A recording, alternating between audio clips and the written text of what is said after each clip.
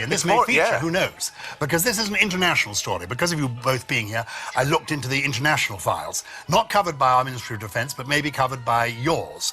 This took place in Arizona. An unidentified pilot, according to the press cuttings, flying near an airport in Arizona with his son when he spotted 6 lights in the night sky. So he called from the aeroplane to air traffic control to say, I'm seeing these lights here.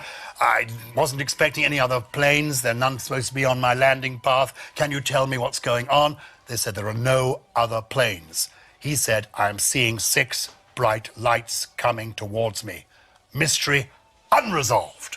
Except, tail number for that plane was Bonanza 2 Tango Sierra, and I was the pilot. no way. Oliver and I. So just take us back. Doesn't say that in the briefing. Oliver and I. I should have read to the end. Oliver and I were flying in. I was flying him to go see his girlfriend, and we were on approach, and I saw 6 lights over the airport in absolute uniform in a V shape, and Oliver said to me, I was just looking at him, and I was coming in. We're maybe a half a mile out, and Oliver said, "Pa, what are those lights?" And I then it kind of like came out of my reverie, and I said, "I don't know what they are." I said, he said, "Are we okay here?" And I said, "Yeah, I'm gonna call him," and I reported it. And they said, "We're not painting anything. We don't show anything." I said, "Well, okay, I'm going to declare it's unidentified, it's flying, and it's 6 objects." We landed. I taxied, dropped him off, took off, went back to L.A. Never said a word. He never said a word. I never thought of it. 2 years later, Goldie is watching a television show when I came home. And the show is on UFOs. But as I came home, "Hey, honey, how's it going?" And I'm kind of hearing the TV going, and I stopped, and I started watching, and it was on that event. Now, that was the most viewed UFO event. Over 20,000 people saw that. And I'm watching this, and I'm feeling like Richard Dreyfuss in Close Encounters of the Third Kind. It's like, why do I know this? You know what? And it's not clear to me. And finally, I said.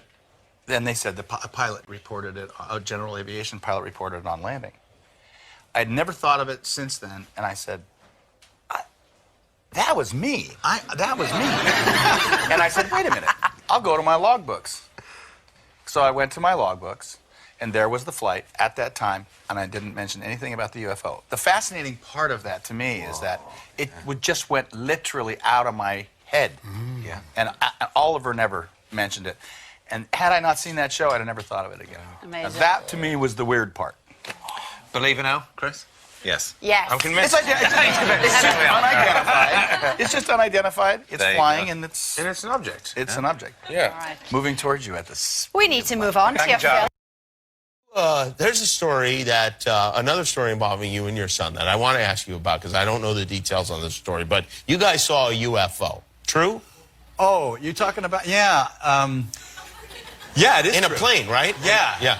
Well, Goldie had an experience.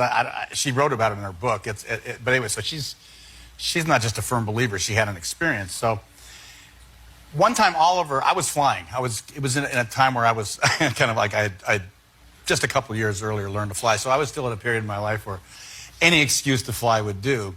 He wanted to go to Phoenix to see a friend, and I said, "Sure, I'll fly." Oh, really? Okay. So we flew to. My dad wouldn't drive me to the mall, by the way. Maybe bowling. That was it. So we're going into Phoenix, and I think it was Sky Harbor, and there's these bank of lights, 6 lights, in the shape of a triangle, going back, right over the airport. And I'm looking at them as I'm coming in. I'm, on the horn talking to them, and I'm coming in, and I'm not saying anything about it because I'm kind of confused by it, but I can't tell if this is going to be an issue or not with landing. And Oliver said, "Hey, Pa, what are those lights?"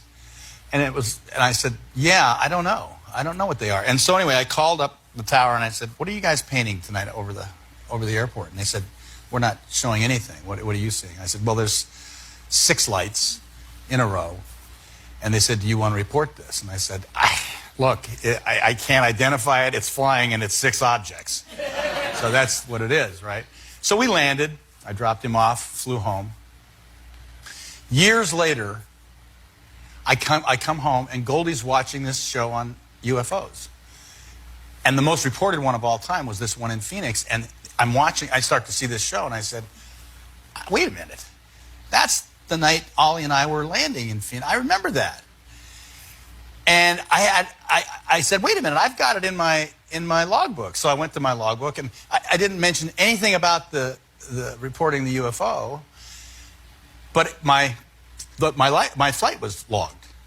So I said, yeah, and on the show they talked about 20,000 people reporting it and only one general aviation pilot. And I said, that's me. Right, so the weirdest part of that to me, though, was I'd never thought about it from the time I landed until I saw that TV show. And when I saw Oliver the next day, he hadn't either. Really? I thought that was kind of bizarre. That's when you know you have an interesting life, when you go like, yeah, UFO.